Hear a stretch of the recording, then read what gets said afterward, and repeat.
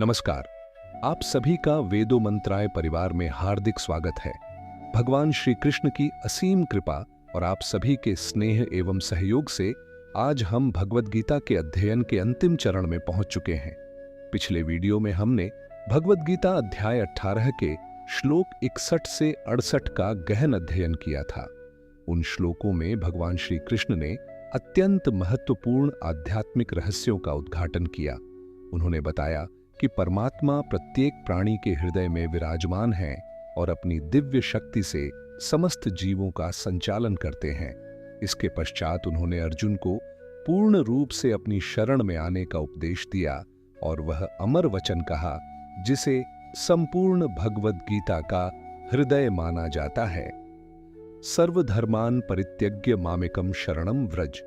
भगवान ने यह भी समझाया कि इस परम गोपनीय ज्ञान को किन लोगों को सुनाना चाहिए और किन लोगों को नहीं।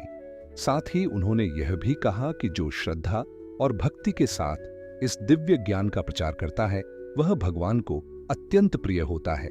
आज के इस विशेष वीडियो में हम अध्याय 18 के अंतिम 10 श्लोक 69 से 78 का अध्ययन करेंगे। ये केवल इस अध्याय के अंतिम श्लोक नहीं है, बल्कि संपूर्ण श्रीमद् भगवद गीता का दिव्य समापन है। आज हम जानेंगे भगवान श्री कृष्ण क्यों कहते हैं कि गीता का प्रचार करने वाला उनका सबसे प्रिय भक्त होता है। श्रद्धा के साथ गीता का अध्ययन और श्रवण करने का क्या आध्यात्मिक फल है। भगवान श्री कृष्ण अर्जुन से अंतिम बार कौन सा प्रश्न पूछते हैं। अर्जुन का उत्तर हमें जीवन के लिए क्या प्रेरणा देता है। संजय इस दिव्य संवाद का वर्णन किस भाव से करते हैं और अंत में वह अमर संदेश जो हजारों वर्षों से प्रत्येक साधक, प्रत्येक नेता और प्रत्येक कर्मयोगी के लिए सफलता, धर्म और जीवन का शाश्वत सूत्र बना हुआ है। आज का यह वीडियो केवल एक अध्याय का समापन नहीं है, बल्कि एक ऐसी आध्यात्मिक यात्रा का पूर्णत्व है जिसने करोड़ों लोगों के जीवन को दिशा दी है और आगे भी देती रहेगी। आइए श्रद्धा, विनम्रता और एकाग्र चित्त होकर भगवान श्री कृष्ण के इन अंतिम दिव्य उपदेशों का श्रवण करें। श्लोक 69। न च तस्मान् मनुष्येषु कश्चिन्मे प्रियकृत्तमः भविता न च मे तस्मादन्यः प्रियतरो भुवि। भावार्थ, भगवान श्री कृष्ण कहते हैं, मनुष्यों में उससे बढ़कर मेरा प्रिय कोई नहीं है जो इस परम ज्ञान रूपी भगवद गीता का प्रचार करता है। भविष्य में भी पृथ्वी पर उससे अधिक प्रिय मेरा कोई दूसरा नहीं होगा। स्पष्टीकरण, यह श्लोक भगवद गीता के सबसे प्रेरणादायक श्लोकों में से एक है। ध्यान दीजिए कि भगवान यहाँ किसी धनवान व्यक्ति की बात नहीं कर रहे हैं। वे किसी महान तपस्वी, योगी या राजा की भी चर्चा नहीं कर रहे। वे उस व्यक्ति को अपना सबसे प्रिय बताते हैं जो भगवद गीता के ज्ञान को संसार तक पहुंचाता है। लेकिन यहाँ प्रचार का अर्थ केवल मंच पर भाषण देना नहीं है। यदि कोई व्यक्ति अपने परिवार को गीता का महत्व समझाता है, अपने बच्चों को गीता पढ़ाता है, मित्रों के साथ गीता पर चर्चा करता है, किसी को एक श्लोक का अर्थ समझा देता है या डिजिटल माध्यम से लोगों तक भगवान का संदेश पहुंचाता है, तो वह भी इस दिव्य कार्य में सहभागी है। भगवान का संदेश संसार तक पहुंचाना वास्तव में भगवान की सेवा है। क्यों? क्योंकि संसार का सबसे बड़ा दुख अज्ञान है। जिस प्रकार अंधेरे को हटाने के लिए केवल एक दीपक पर्याप्त होता है, उसी प्रकार एक व्यक्ति के जीवन में गीता का एक श्लोक भी दिशा बदल सकता है। आज के समय में लोग तनाव, भय, निराशा और असंतोष से घिरे हुए हैं। यदि गीता का संदेश किसी एक व्यक्ति के जीवन में आशा जगा दे, तो उससे बड़ा पुण्य शायद ही कोई हो। भगवान इसलिए कहते हैं, ऐसा व्यक्ति मेरा अत्यंत प्रिय है। यह केवल सम्मान नहीं, बल्कि स्वयं भगवान का प्रेम और आशीर्वाद है। श्लोक 70। अध्येष्यते च य इमं धर्म्यं संवादमावयो ज्ञान यज्ञेन तेनाहमिष्टः स्यामिति में मतिः। भावार्थ, भगवान कहते हैं, जो मनुष्य हमारे इस धर्ममय संवाद का अध्ययन करेगा वह ज्ञान यज्ञ के द्वारा मेरी पूजा करेगा। ये मेरा निश्चित मत है। स्पष्टीकरण, यहाँ भगवान एक अत्यंत सुंदर शब्द का प्रयोग करते हैं, ज्ञान यज्ञ। हम सामान्यतः यज्ञ का अर्थ अग्नि में आहुति देना समझते हैं, किंतु भगवान बताते हैं ज्ञान प्राप्त करना, ज्ञान का मनन करना और उस ज्ञान को जीवन में उतारना, यह भी एक यज्ञ है। जब हम अपने अहंकार की आहुति देते हैं, अपने अज्ञान को त्यागते हैं, अपनी गलत धारणाओं को छोड़ते हैं, तब वास्तव में ज्ञान यज्ञ संपन्न होता है। गीता पढ़ना केवल पुस्तक पढ़ना नहीं है, गीता हमें स्वयं से मिलाती है। जब कोई व्यक्ति प्रतिदिन कुछ मिनट गीता पढ़ता है तो धीरे धीरे उसकी सोच बदलती है, निर्णय बदलते हैं, व्यवहार बदलता है और अंततः उसका संपूर्ण जीवन बदल जाता है। भगवान कहते हैं, जो व्यक्ति श्रद्धा से संवाद का अध्ययन करता है वह मेरी पूजा करता है। ध्यान देने योग्य बात यह है कि भगवान ने यहाँ किसी विशेष स्थान, समय या परिस्थिति की शर्त नहीं रखी।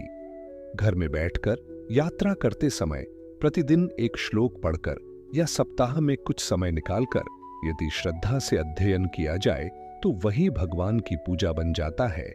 इसलिए गीता केवल धार्मिक ग्रंथ नहीं बल्कि जीवन जीने की कला है।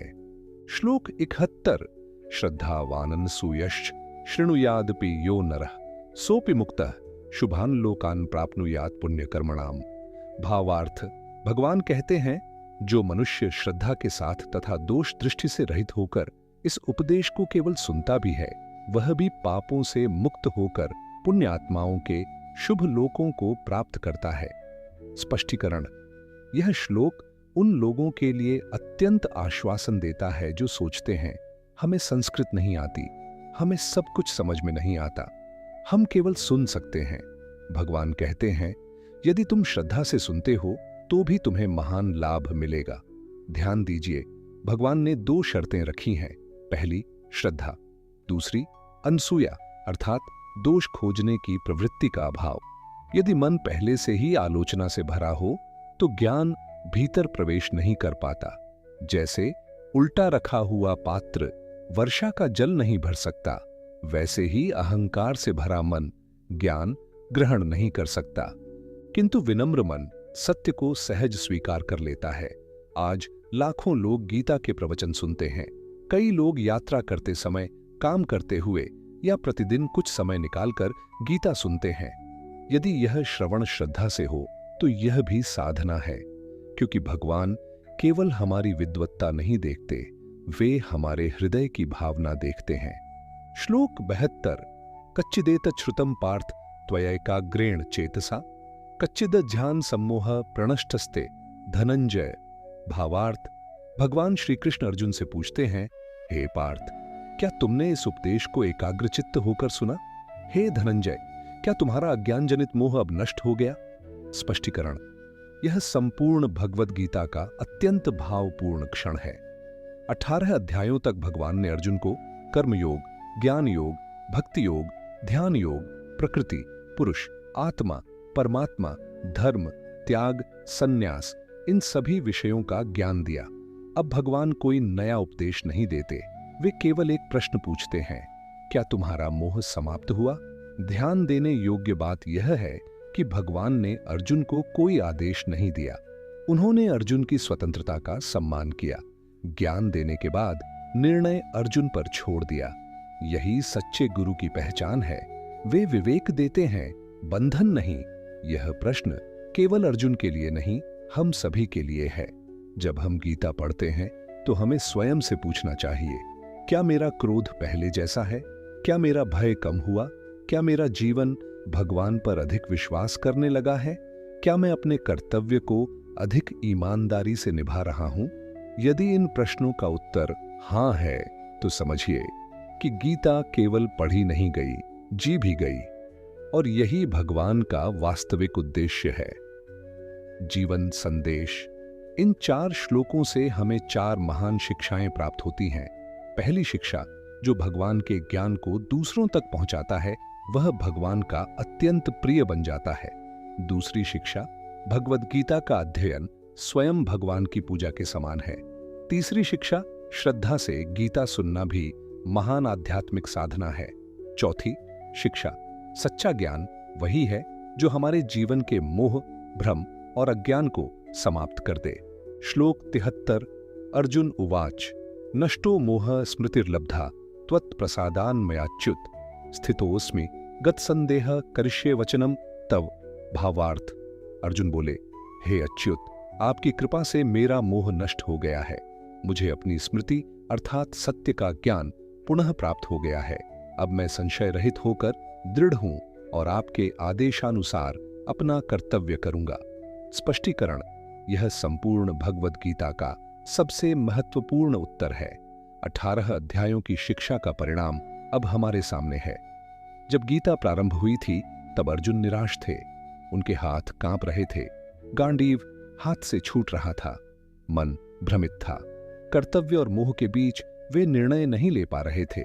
किंतु अब वही अर्जुन कहते हैं, नष्टो मोह, अर्थात मेरा मोह समाप्त हो गया। ध्यान दीजिए, भगवान ने अर्जुन की परिस्थिति नहीं बदली। युद्ध अभी भी सामने है, कौरव अभी भी वही हैं, चुनौतियां भी वही हैं। बदला है तो केवल अर्जुन का दृष्टिकोण।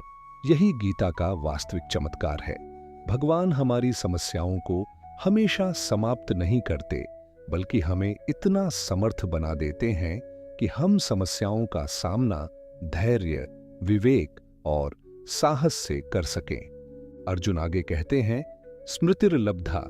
यहां स्मृति का अर्थ केवल याददाश्त नहीं है, यह आत्मस्वरूप की स्मृति है। मनुष्य जब संसार में अत्यधिक उलझ जाता है तो वह भूल जाता है कि वह केवल शरीर नहीं बल्कि शाश्वत आत्मा है। भगवान का ज्ञान उसी विस्मृत सत्य को पुनः जागृत करता है और अंत में अर्जुन कहते हैं, करिष्ये वचनम तव। यही सच्ची भक्ति है, केवल भगवान की स्तुति करना नहीं बल्कि उनके बताए मार्ग पर चलना। श्लोक 74। संजय उवाच इत्यहं वासुदेवस्य पार्थस्य च महात्मनः संवादमिम्मश्रौषमद्भुतं रोमहर्षणम्। भावार्थ। संजय बोले, इस प्रकार मैंने भगवान वासुदेव और महात्मा अर्जुन के बीच हुए इस अद्भुत एवं रोमांचकारी संवाद को सुना। स्पष्टीकरण। अब कथा का वर्णन पुनः संजय के माध्यम से होता है। संजय केवल घटनाएं नहीं सुना रहे, वे स्वयं इस दिव्य अनुभव से अभिभूत हैं। वे कहते हैं, यह संवाद केवल युद्ध की चर्चा नहीं थी, यह जीवन का रहस्य था। इस संवाद को सुनकर उनके रोम रोम पुलकित हो उठे। ध्यान देने योग्य बात यह है कि गीता केवल अर्जुन के लिए नहीं कही गई। यदि ऐसा होता तो संजय को दिव्य दृष्टि क्यों दी जाती? संजय इसका प्रमाण है कि भगवान का ज्ञान संपूर्ण मानवता के लिए है। आज हम भी उसी परंपरा के श्रोता हैं। जैसे धृतराष्ट्र ने संजय के माध्यम से गीता सुनी, वैसे ही आज करोड़ों लोग गुरुजन, संतों और ग्रंथों के माध्यम से वही ज्ञान प्राप्त करते हैं। श्लोक 75। व्यास प्रसादात् श्रुत्वा नेतद् गुह्यमहं परम योगम योगेश्वरात् कृष्णात् साक्षात् कथयतः स्वयं। भावार्थ। संजय कहते हैं, महर्षि व्यास की कृपा से मैंने स्वयं योगेश्वर भगवान श्री कृष्ण के मुख से इस परम गोपनीय योग का उपदेश प्रत्यक्ष रूप से सुना। स्पष्टीकरण। संजय अत्यंत विनम्रता से स्वीकार करते हैं कि यह सब उनकी अपनी शक्ति से संभव नहीं था, यह महर्षि व्यास की कृपा थी। यह हमें एक महत्वपूर्ण शिक्षा देती है। आध्यात्मिक ज्ञान सदैव गुरु कृपा से प्राप्त होता है। केवल बुद्धि पर्याप्त नहीं होती। विनम्रता, श्रद्धा और गुरु के प्रति सम्मान ज्ञान के द्वार खोलते हैं। भगवान श्री कृष्ण को यहाँ योगेश्वर कहा गया है, अर्थात समस्त योगों के स्वामी।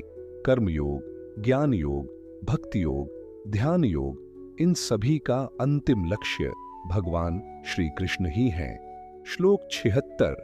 राजन संस्मृत्य संस्मृत्य संवादमिमद्भुतम् केशवार्जुनयोः पुण्यम हृष्यामि च मुहुर्मुहुः।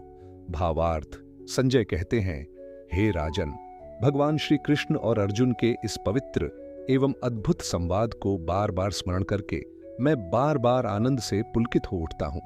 स्पष्टीकरण। यहां संजय हमें एक सरल साधना बताते हैं, भगवान की लीलाओं और उनके उपदेश का स्मरण।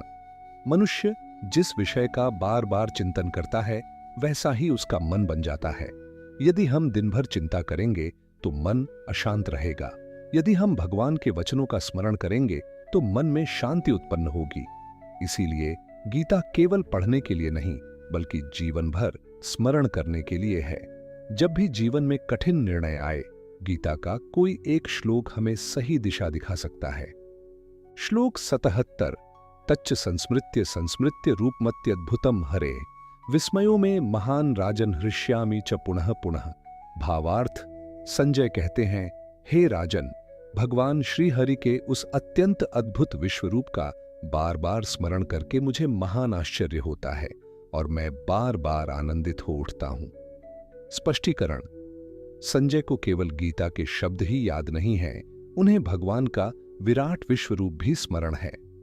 जिस विश्वरूप का दर्शन अर्जुन ने किया, उसका प्रभाव संजय के हृदय पर भी अमिट हो गया। यह हमें बताता है, भगवान का दर्शन केवल आंखों से नहीं, हृदय से भी होता है। जब मन शुद्ध होता है तो संसार की प्रत्येक वस्तु में भगवान की उपस्थिति का अनुभव होने लगता है। सूर्य की किरणों में, प्रकृति की सुंदरता में, जीवन की प्रत्येक श्वास में भगवान की दिव्यता दिखाई देने लगती है। श्लोक 78। यत्र योगेश्वरः कृष्णो यत्र पार्थो धनुर्धरः तत्र श्रीर्विजयो भूतिर्ध्रुवा नीतिर्मतिर्मम। भावार्थ, संजय कहते हैं, जहां योगेश्वर भगवान श्री कृष्ण हैं और जहां धनुर्धर अर्जुन हैं, वहां निश्चित रूप से श्री, समृद्धि, विजय, ऐश्वर्य और धर्मयुक्त नीति का वास होता है। यही मेरा दृढ़ मत है। स्पष्टीकरण: यह संपूर्ण भगवद गीता का अंतिम श्लोक है और यही इसका शाश्वत संदेश भी है। यहां भगवान श्री कृष्ण ज्ञान, धर्म, विवेक और ईश्वर की उपस्थिति के प्रतीक हैं। अर्जुन कर्म, पुरुषार्थ, साहस और कर्तव्य के प्रतीक हैं। केवल ज्ञान पर्याप्त नहीं यदि कर्म न हो, और केवल कर्म भी पर्याप्त नहीं यदि उसमें धर्म और ईश्वर का मार्गदर्शन न हो। जब भगवान का मार्गदर्शन और मनुष्य का पुरुषार्थ एक साथ मिल जाते हैं, तब सफलता निश्चित हो जाती है। आज के जीवन में भी यही सिद्धांत लागू होता है। यदि हमारे निर्णय धर्म पर आधारित हों, यदि हमारा कर्म ईमानदारी से किया जाए, यदि हमारे जीवन में भगवान का स्मरण बना रहे, तो सफलता केवल बाहरी उपलब्धियों में नहीं, बल्कि मन की शांति, संतोष और आत्मिक उन्नति में भी प्राप्त होती है। यही इस अंतिम श्लोक का शाश्वत संदेश है, संपूर्ण भगवद गीता का सार। इन अंतिम 6 श्लोकों में भगवान हमें 5 महान शिक्षाएं देते हैं। पहली शिक्षा, सच्चा ज्ञान हमारे मोह और भ्रम को समाप्त करता है। दूसरी शिक्षा, भगवान की कृपा और गुरु का मार्गदर्शन जीवन को नई दिशा देते हैं। तीसरी शिक्षा, भगवान के वचनों का निरंतर स्मरण मन को शांति और स्थिरता प्रदान करता है। चौथी शिक्षा, ईश्वर पर विश्वास और कर्म के प्रति समर्पण साथ साथ चलने चाहिए।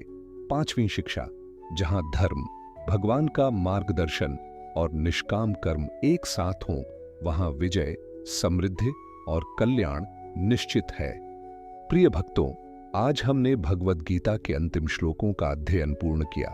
भगवान श्री कृष्ण और अर्जुन के मध्य हुआ यह दिव्य संवाद केवल महाभारत के युद्ध की कथा नहीं है। यह मानव जीवन के प्रत्येक संघर्ष, प्रत्येक निर्णय और प्रत्येक साधना का शाश्वत मार्गदर्शन है। जब इस दिव्य संवाद का आरंभ हुआ था, तब अर्जुन मोह, शोक, भ्रम और निराशा से घिरे हुए थे। वे अपने कर्तव्य को लेकर असमंजस में थे और जीवन का उद्देश्य धुंधला पड़ गया था। किंतु भगवान श्री कृष्ण के ज्ञान, करुणा और मार्गदर्शन से वही अर्जुन अंत में दृढ़ स्वर में कहते हैं, नष्टो मोह स्मृतिर्लब्धा, अर्थात मेरा मोह नष्ट हो गया है, मुझे सत्य का ज्ञान प्राप्त हो गया है और अब मैं आपके वचनों का पालन करूंगा। यही केवल अर्जुन की विजय नहीं थी, यही प्रत्येक साधक की विजय है। भगवद गीता हमें यह नहीं सिखाती कि जीवन में कभी कठिनाइयां नहीं आएंगी। वह हमें यह सिखाती है कि कठिनाइयों के बीच भी धर्म, धैर्य, विवेक और भगवान पर अटूट विश्वास बनाए रखते हुए अपने कर्तव्य का पालन कैसे किया जाए। इन अंतिम श्लोकों में भगवान हमें 4 अमूल्य संदेश देते हैं। ज्ञान को केवल स्वयं तक सीमित न रखें, उसे समाज के कल्याण के लिए साझा करें। श्रद्धा के साथ गीता का अध्ययन और श्रवण स्वयं भगवान की उपासना है। सच्चा आध्यात्मिक ज्ञान हमारे मोह, भय और भ्रम को समाप्त करता है, और जहां भगवान का मार्गदर्शन तथा मनुष्य का धर्मपूर्ण पुरुषार्थ एक साथ होते हैं, वहां विजय, समृद्धि और कल्याण निश्चित होते हैं। संजय के अंतिम शब्द यत्र योगेश्वरः कृष्णो यत्र पार्थो धनुर्धरः आज भी उतने ही सत्य हैं जितने कुरुक्षेत्र के युद्ध में थे। जब हमारे जीवन में भगवान श्री कृष्ण का ज्ञान और अर्जुन जैसी कर्तव्य निष्ठा साथ आती है, तब सफलता केवल बाहरी उपलब्धियों में नहीं, बल्कि मन की शांति, आत्मिक संतोष और ईश्वर की कृपा में भी प्राप्त होती है। प्रिय भक्तों, आज के साथ हमारी श्रीमद् भगवद गीता की संपूर्ण श्रृंखला पूर्ण होती है। हमने अध्याय 1 से लेकर अध्याय 18 तक भगवान श्री कृष्ण के प्रत्येक उपदेश को समझने का विनम्र प्रयास किया। यदि इस यात्रा के माध्यम से आपके जीवन में थोड़ी भी सकारात्मकता, श्रद्धा, आत्मविश्वास या भगवान के प्रति प्रेम बढ़ा है, तो यही इस प्रयास की सबसे बड़ी सफलता है। किंतु यह यात्रा यहीं समाप्त नहीं होती। भगवद गीता कोई ऐसा ग्रंथ नहीं है जिसे केवल एक बार पढ़कर रख दिया जाए। यह जीवन भर हमारा मार्गदर्शन करने वाला दिव्य प्रकाश है।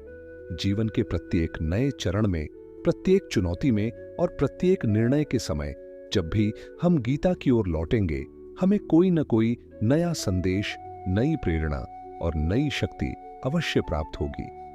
मैं आप सभी से विनम्र निवेदन करता हूं कि प्रतिदिन यदि केवल एक श्लोक भी श्रद्धा के साथ पढ़ें, उसका अर्थ समझें और उसे अपने जीवन में उतारने का प्रयास करें, तो धीरे धीरे हमारा जीवन भी अर्जुन की भांति भ्रम से स्पष्टता, भय से साहस और अशांति से परम शांति की ओर अग्रसर होगा।